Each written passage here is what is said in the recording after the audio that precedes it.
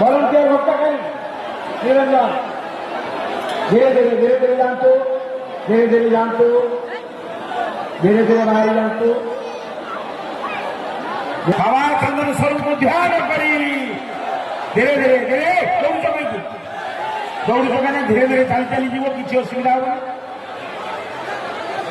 दियो हरिशा को दियो धीरे नील पोखरी पाखे रास्ता अच्छी फेरी अंधकार अच्छी धीरे बाहर बर्तमान आमर अर्घ पानी दिया चली पाठ भक्त श्री बेकड़ी दौरान आपण मैंने अर्घ पानी पाई धीरे जातु कौन प्रकार दौड़ा दौड़ी करूँ ना समस्त को आम नवेदन अर्घ पानी पाई